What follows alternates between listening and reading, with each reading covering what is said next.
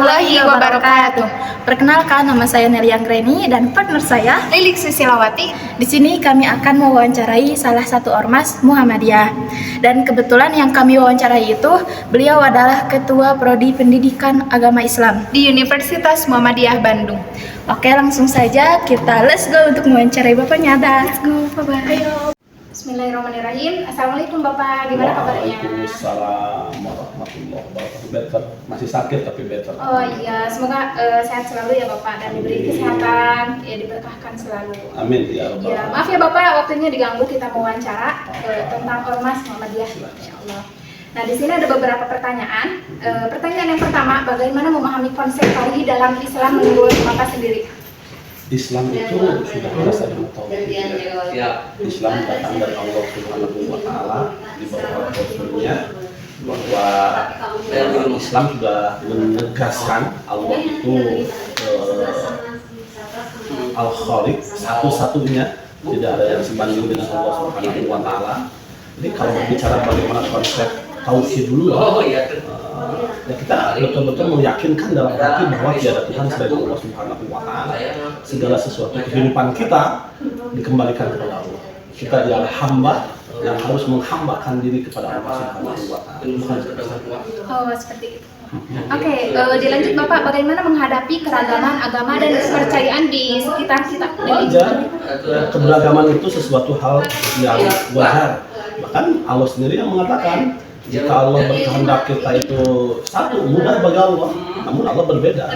Dengan semakin banyaknya umat manusia, semakin banyak keyakinan dan pemahaman, maka keberagaman pun akan terjadi. Nah, kita konsepnya mengambil konsep dalam Islam saja. Lakum dinukum waliyadin, untuk agamamu, untuk agamaku, dan kita sikap toleransi saja.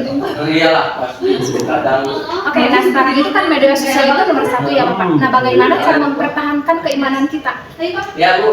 Medsos nomor satu, manakala di medsos itu yang kita tontonnya malah menguatkan keimanan kita banyak, kita jadikan itu kekuatan sumber inspirasi bagi kita.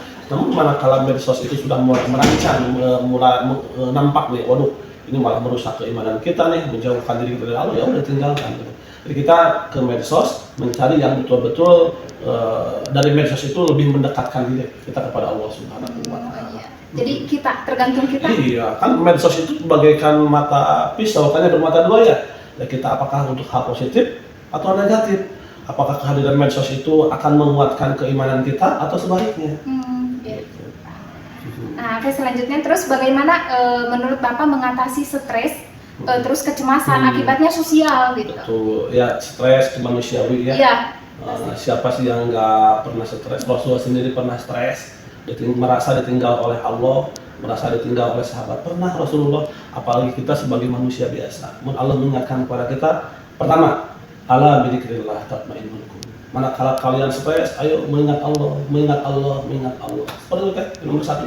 Yang kedua, tentu saja kita mengurangi hal-hal yang membuat kita itu stres itu sendiri. Salah satunya kan banyak yang membuat kita stres itu terlalu banyak angan-angan, ingin keinginan, ingin itu, ingin ini, dan itu tidak logis gitu. Kalau mimpi ya bagus, namun manakala keinginan itu di luar kepantasan dan malah membuat kita ya kita mengurangi hal-hal yang membuat kita sedikit sendiri, kurangi saja gitu kan. Hidup sebentar ya gitu. Untuk apa yang jelas keinginan kita, visi hidup kita adalah mendekatkan diri kepada Allah. Gitu aja.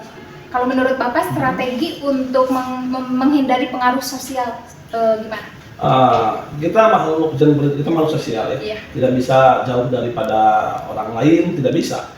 Di kehidupan sosial ini kita memang harus bermuamalah, hablum minan nas, atau ketentuan. Bagaimana yang terpenting adalah bagaimana kita berhablum minan nas itu sendiri. Bagaimana sikap kita dengan orang tua, dengan saudara, dengan teman, dengan atasan, dengan mitra, dengan mahasiswa, dengan anak, dengan tetangga. Ya, kita sudah dipandu oleh Al-Quran dan Al-Hadis bagaimana seharusnya kita bersikap. Jadi mengikuti panduan Quran Hadis aja, insya Allah kita akan bisa contoh pada tamu kan kata Rasulullah, man kana yu'minu billahi wal yawmil akhir falyukrim dhaifah, muliakan tamu. Man kana yu'minu billahi wal yawmil akhir falyukrim jarahu. Jadi kita memuliakan tetangga, memuliakan tamu, kemudian akrim dhaifah, akrim ustadzah dan yang lain-lainnya. intinya bagaimana bermuamalah itu mengikuti panduan Allah dan Rasul saja biar aman. Seperti itu. Nah itu kan berhubungan. Nah bagaimana cara membangun hubungan yang sehat orang tua sama teman gitu. Ya Allah, paling Ini penting. baru tahun kemarin kami ditinggal oleh ibu ya. Astagfirullah, ibu udah nggak ada, ayah udah nggak ada secara biologis ya, nggak ada pada biologis.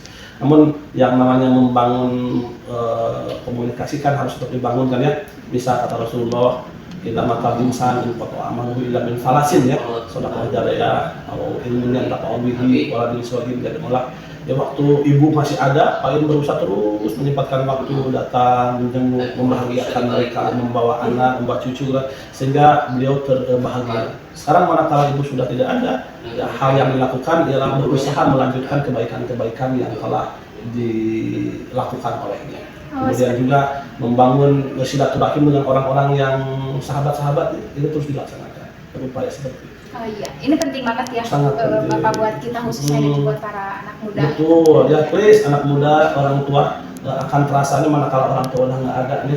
Ya selama orang tua masih ada, kadang kita nggak tahu, nggak sadar bagaimana bentuk cintanya orang tua kepada kita. Ya, kadang kan teman-teman mahasiswa nih, orang tua belum tentu melaksanakan kuliah seperti teman-teman. Jadi ekspresi kecintaan orang tua kepada kita boleh jadi menurut kita kurang tepat, namun orang tua tahunya seperti itu gitu. Nah di sini teman-teman tetaplah seberapa hebat pun teman-teman, seberapa berhasil pun teman-teman, gak ada apa-apanya kalau gak ada orang tua. Jadi mereka ialah pahlawan kita sesungguhnya, mereka ialah yang betul-betul menghantarkan kita menjadi seperti ini. Ini ganti. Apa cara menghadapi perubahan zaman dan globalisasi, dan bagaimana cara menjaga keseimbangan antara dunia dan akhirat ini? Zaman terus berubah, itu sudah sunatullah. Kemudian kita mau tidak mau harus selalu menyesuaikan dengan perkembangan zaman. Kalau saja kita menetapkan pola hidup lama dengan perkembangan zaman ini, kita akan repot. Teknologi dan yang lain-lainnya harus kita bisa mengimbanginya dan menjadikan semua perkembangan zaman itu sebagai alat ukur untuk mendekatkan diri kepada Allah. Gitu teh. Contoh lah, kalau Ali bin Abi Thalib kan menyampaikan alimu auladakum fa innahum saya'istu fi zamanikum wa zamanikum wa hum khuriqu li zamanihim laisa zamanikum. Jadi ajarkanlah anak-anakmu itu pembelajaran sesuai dengan zamannya. Ya, artinya harus dinamis, itu kan dulu seperti itu polanya, sekarang seperti ini. Dulu melakukan ibadah dengan cara seperti ini, sekarang pendekatannya yang lain. Dulu bukan berarti merubah cara ibadahnya, tetapi bagaimana kita menyesuaikan perkembangan zaman itu sendiri. Kemudian yang keduanya Pak Borsanda? Bagaimana cara menjaga keseimbangan antara dunia dan akhirat? Dunia sebentar teh. Rabbana atina fid dunya hasanah wa fil akhirati hasanah wa qina adzabannar. Memang kita harus bahagia di dunia, harus bahagia di akhirat. Kita harus betul juga, kita harus fokus kepada urusan akhirat, tetapi jangan lupakan dunia juga. Karena dengan dunia ini kita bisa melakukan amalan-amalan sholihan. Justru dengan kita memiliki materi, kita memiliki kesempatan yang lebih untuk beramal sholih. Jadi kita harus menyeimbangkan gitu kita pada zaman dulu dan zaman sekarang. Benar, harus dinamis lah. Iya betul. Selanjutnya, bagaimana cara kita memadukan nilai-nilai Islam dengan kehidupan modern, dan bagaimana cara mengembangkan kesadaran spiritual di kalangan generasi Z? Konsep pertama ialah internalisasi nilai-nilai Islam. Penting sekali. Internalisasi nilai-nilai Islam, jelas Islam itu kan panduan hidup dari Allah Subhanahu wa Ta'ala yang sifatnya dinamis sampai akhir zaman akan senantiasa relevan. Bagaimana kita mencoba menginternalisasinya? Kita gunakan dalam kehidupan sehari-hari. Kemudian juga melalui, kalau Ahmad Tafsir menyebutkan ada setidaknya 3 metode ya. Pertama peneladanan, kita harus memberikan contoh. Yang kedua pembiasaan, harus mulai perkataan, sikap, perbuatan, semua harus laras dengan nilai-nilai Islam. Dan juga pemotivasian. Bahkan kalau Abdullah Nasirulwan harus melalui nasihat, melalui melalui reward and punishment dan yang lain. Intinya bagaimana nilai-nilai Islam itu harus menjadi cerminan pada diri kita. Bukankah kata Rasulullah sebaik-baiknya manusia itu bahwa manusia tersebut yang tafakuh fiddin, gitu kan, yang dia pegang teguh pada ajaran Islam itu sendiri. Jadi intinya kita harus menerapkan. Benar. Ya. Demikian juga dengan generasi muda. Ya, kita sebagai orang tua harus bertanggung jawab. Kata Allah, "Waliyahsyalladzina law taraku min khalfihim dzurriyyatan di'afan." Kita harus takut jika meninggalkan generasi dalam keadaan lemah. Dalam berbagai hal, termasuk lemah dalam bab akhlaknya. Oleh karena itu, kita sebagai orang tua bagaimana mendidik kepada generasi kita, menyelamatkan, membentengi, bahkan mengarahkan sehingga mereka dalam keridhaan Allah selama-lamanya. Berarti itu juga bisa ketergantungan bagaimana cara orang tua mendidik ya, mendidik anak-anak. Betul. Oke, sekali lagi, Ali bin Abi Thalib menyampaikan. Jadi ada rumus, tahu rumus 7 kali 3? Kata Ali bin Abi Thalib, jadi kita ngajar itu jika yang kita didik itu 0 sampai 7 tahun, perlakukan dia layaknya seorang raja. Oh iya. Manakala usianya antara 8 sampai 14 tahun, perlakukan dia layaknya tawanan. Di atas 14 tahun ke atas, perlakukan dia layaknya seorang teman. Jadi memperlakukan anak-anak pun kita harus ada penyesuaian juga dengan mereka. Nggak bisa dengan doktrin gitu kan. Tapi harus selaras dengan perkembangan mereka. Tinjauan psikologis seperti itu. Menyesuaikan.